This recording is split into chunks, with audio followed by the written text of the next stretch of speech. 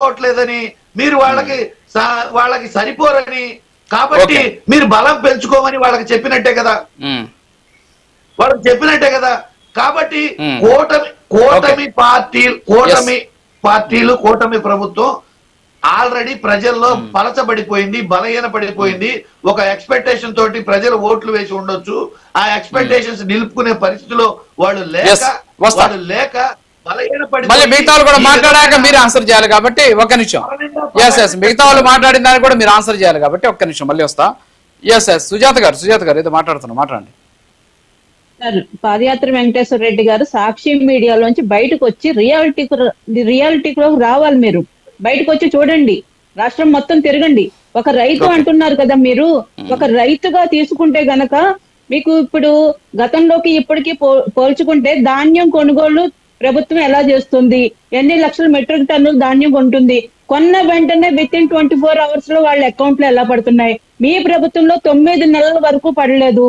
రైతు భరోసా ఎప్పుడు ఇచ్చారు, ఎంతమందికి ఎగ్గొట్టారు, కులాల వారీగా రైతుల్ని ఎలా విభజించారు, పంట నష్ట పరిహారాలు ఎలా ఎగ్గొట్టారు, రైతు పంటలకి ఏదైతే బీమా ఉందో 4 ఏళ్ల పాటు బీమా ప్రభుత్వం కట్టకుండా ఎలా నిర్లక్ష్యం వహించింది, ఏ విధంగా రైతులు నష్టపోయారు, ఇవన్నీ మీరు కన్వీనియంట్ గా మర్చిపోతున్నారు. ఆ విషయంలో వచ్చేటప్పటికి మీ కళ్ళు మూసేసుకుని ఈ ప్రభుత్వం ఏం చేయట్లేదని ఊరికే అసత్య ఆరోపణలు చేస్తున్నారు. సత్యమేవ జయతే స్లోగన్లు, ఇక్కడ చూస్తేనేమో అసత్య ఆరోపణలు. మరి మీరు రాష్ట్రంలోకి వచ్చి రాష్ట్రం మొత్తం తిరగండి, రాష్ట్రం మొత్తం రోడ్లు ఎలా ఉన్నాయో చూడండి, గతంలో రోడ్లు ఎలా ఉన్నాయో చూడండి. పశువులకు కూడా మేము ఈవెన్ పశువులతో సహా వాటికి గోశాలలు కానీ, పశువులకి నీటి తొట్టెలు కానీ, పంట కాలువల్లో పూడికలు కానీ, ఏదైతే వర్షాభావ పరిస్థితులు ఉంటే మేము పోలవరం మీరు ఏదైతే ఏ విధంగా దాన్ని నాశనం చేసి అక్కడి వరకు ఆపేశారో దాన్ని మళ్ళీ తిరిగి పనులు ప్రారంభించడం కానీ, అమరావతి పనులు తిరిగి ప్రారంభించడం కానీ, రాష్ట్రానికి వస్తున్న పెట్టుబడులు కానీ, గూగుల్ వంటి డేటా సెంటర్లు కానీ, ఇవేమీ మీకు కనిపించట్లేదు. సిఆర్డిఏ భవన నిర్మాణాలు కానీ, ఏదైతే ఆర్థిక శాఖ మంత్రి ఇక్కడికి వచ్చి పెట్టుబడుల్ని ఆహ్వానించడం కానీ, ప్రధానమంత్రి వచ్చి సాక్షాత్తు వైజాగ్ లో 2,80,000 కోట్ల రూపాయల పెట్టుబడులకి శంకుస్థాపనలు చేసినవి కానీ ఇవేమీ మీకు కనిపించవండి. రాష్ట్రానికి వస్తున్న పెట్టుబడులు కనిపించవు, రాష్ట్రంలో జరుగుతున్న ప్రగతి కనిపించదు, ఏదైతే మహిళలకి ఇస్తున్న 3 గ్యాస్ సిలిండర్లు ఆ పథకం కనిపించదు, మీకు ఫ్రీ బస్సు కనిపించదు, ఏది కనిపించకుండా రాష్ట్రంలో అభివృద్ధి జరగట్లేదు, అసలు ఏమీ చేయట్లేదు కూటమి ప్రభుత్వం అని చెప్పి మీరు టీవీ డిబేట్ లో పచ్చి అబద్ధాలు చాలా అలవాటుగా ఇలా చెప్పేసుకుంటారు. మరి రాష్ట్రంలో ఉన్న అభివృద్ధి మీరు బయటకు వచ్చి చూడాలి.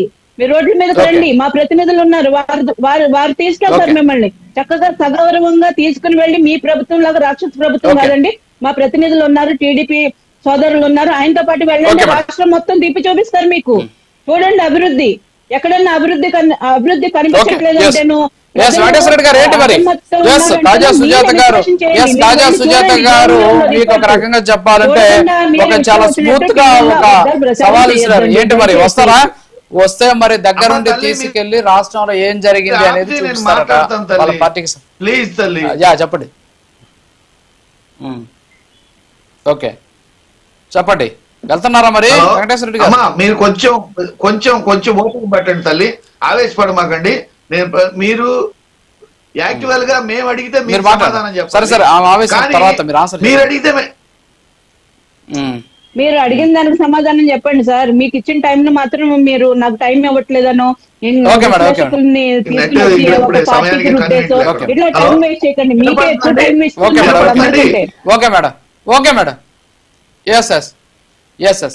మాట్లాడండి. హలో వినపడుతుందండి? హలో ఇప్పుడు వినపడుతుందండి? మాట్లాడండి, వినిపిస్తుంది. హలో, ఇక్కడ విషయం ఏంటంటే ఏం అడిగితే వాళ్ళు సమాధానం చెప్పాల్సిన పరిస్థితుల్లో ఉండి, పరిపాలన గురించి వాళ్ళు చెప్పాల్సిన పరిస్థితిలో ఉండి, వాళ్ళు ప్రశ్నలు వేసి కామ్గా ఉంటే పరిపాలన అయిపోతుంది అనుకుంటారు. మీరిచ్చే ప్రచారానికి అవుట్పుట్ ఏదమ్మా?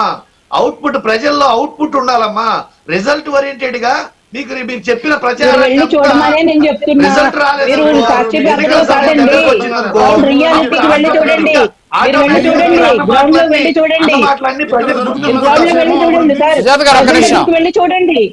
ప్రజల దగ్గరికి వెళ్ళి చూడండి వెంకటేశ్వర రెడ్డి గారు.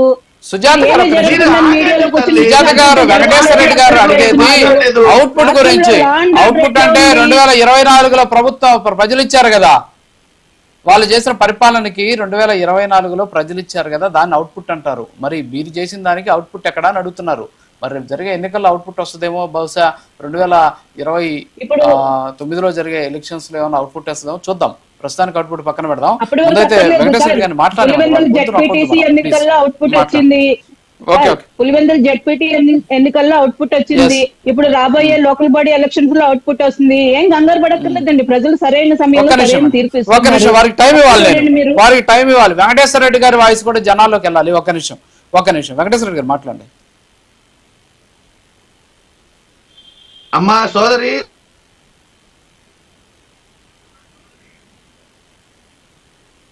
మాట్లాడండి.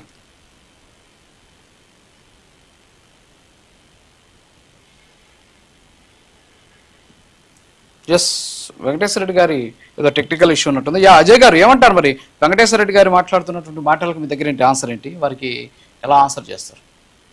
ఒకవేళ నిన్న మోడీ గారు ఎంపీలతో జరిగిన మీటింగ్ నిజమే అయితే ఈ రాష్ట్రానికి కానీ ఈ దేశంలో కానీ ఇట్లాంటి పార్టీ, ఇట్లాంటి సోషల్ మీడియా ప్రజలకి కంటకంగా తయారైంది. వీళ్ళు ఈ రాష్ట్ర ప్రజలకు కానీ ఈ దేశ ప్రజలకు కానీ అవసరం లేదు కాబట్టి ఇట్లాంటి పార్టీని, ఇట్లాంటి సోషల్ మీడియాని ఖండించమని చెప్పడం అనేది శుభ పరిణామంగా మేము భావిస్తా ఉన్నాం. ఒకవేళ ఆ మీటింగ్ జరిగి ఉంటే రాజు గారు, వీళ్ళ సోషల్ మీడియాను చూసి నిజంగానే భయపడతా ఉన్నాం తెలుగు ప్రజలుగా. ఒక బోరుగడ్డ అనిల్, ఒక శ్రీరెడ్డి, ఒక వర్రా రవీందర్ రెడ్డి ఇట్లాంటి నీచమైన మనుషులను పెట్టుకొని సోషల్ మీడియా రన్ చేస్తున్న ఏకైక పార్టీ ఈ దేశంలోనే వైసీపీ పార్టీ. ఏకైక నాయకుడు వైఎస్ జగన్ రెడ్డి. అతను చేస్తున్న దుర్మార్గాలకు కానీ దోపిడీలకు కానీ వంత పాడే జనాలను పెట్టుకొని ఈ రాష్ట్రంలో ఉన్న నాయకులపై, కుటుంబ సభ్యులపై, చివరికి పిల్లలపై కూడా దుష్ప్రచారాలు చేసిన దుర్మార్గపు సోషల్ మీడియా ఏదైనా ఉందంటే అది వైసీపీ పార్టీకి సంబంధించిన సోషల్ మీడియా. ఈ రోజు వాళ్ళందరూ జైలు పాలవుతా ఉన్నారు. వాళ్ళందరూ జైలు పాలవగానే ఈ వైసీపీ నాయకులు వాళ్ళు మాకు సంబంధం లేదంటా ఉన్నారు. నిజంగా వీళ్ళకి సంబంధం లేనప్పుడు 2019 నుండి 2024 మధ్య ఈ సోషల్ మీడియాలో ఈ మురిగిన కుక్కలన్నింటినీ నోరు మూపించకుండా, ఆ రోజు మేము కేసులు పెడితే ఎక్కడ కేసులు బుక్ చేయకుండా, ఈ దరిద్రుల్ని అరెస్టులు చేయకుండా కాపాడింది ఈ వైసీపీ ప్రభుత్వం కాదా రాజు గారు? కుటుంబంలో ఆడవాళ్లపై కూడా మార్పింగులు చేసి నీచ నికృష్టానికి దిగజారిన సోషల్ మీడియా ప్రతి దానిపై దుష్ప్రచారమే.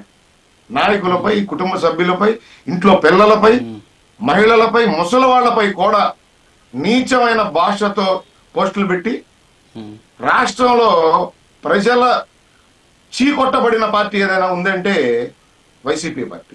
ఈరోజు వైసీపీ ఓటమికి వైసీపీ సోషల్ మీడియా కూడా ఒక కారణం రాజు గారు.